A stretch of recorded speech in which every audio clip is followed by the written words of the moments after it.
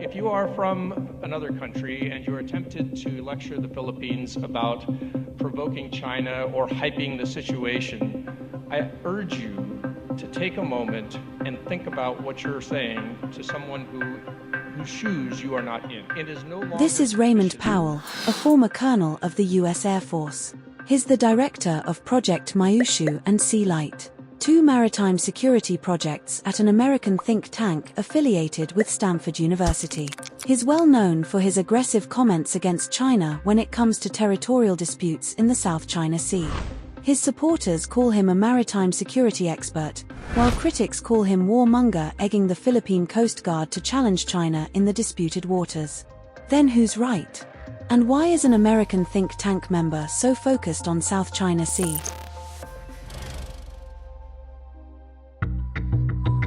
Digging into Powell's more than 9,000 comments on X as well as various published articles, a pattern emerged.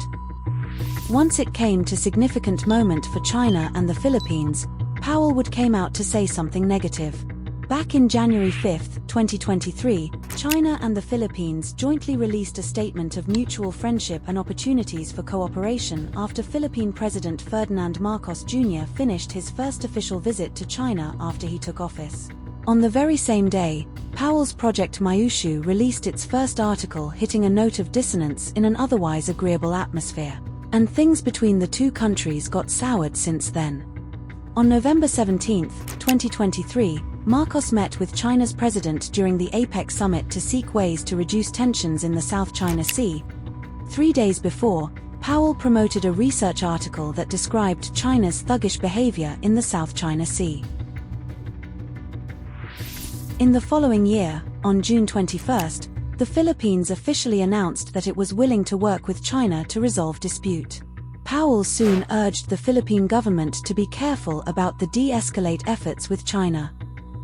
Even though the Philippine Executive Secretary Lucas Bersamin said the latest chaotic face-off was probably a misunderstanding or an accident, Powell asserted that it was not. And during these time points, military exchanges often took place between the Philippines and the United States. On February 1, 2023, the Philippines pivoted to the US and announced 4 military bases open to the US. A month later, media reported that Powell suggested that the Philippines should make modernizing its Coast Guard as priority. After joint drills with the US and more frictions with China, the Philippines announced a significant defense spending in October. 3 brand-new C-130 Super Hercules military transport aircraft were added to the Philippine Defense Force, manufactured by defense giant Lockheed Martin, which has been increasingly active in promoting its military hardware in the Philippines for the past 2 years.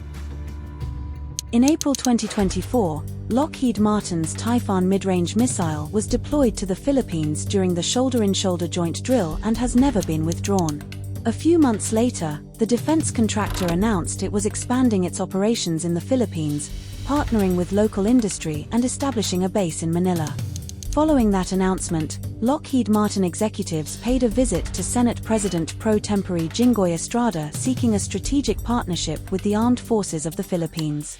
In the very next day, the Philippine Military Chief General Romeo Brawner Jr. said to the media that the Philippines wanted to procure the Typhoon missile system. In addition, Lockheed Martin financially supported an international project named Hacking for Defense, or H4D, run by a startup defense consultancy, namely BMNT, whose main clients are the Pentagon and Intelligence Agency.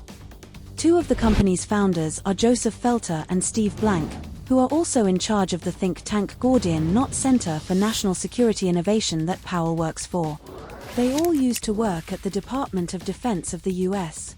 Another project run by BMNT is Orca's defense investor, Orcas DIN, which is in line with the target of the Gordian Knot Center according to Steve Blank, to win competition with China in the South China Sea for maritime superiority under a broader frame great power competition.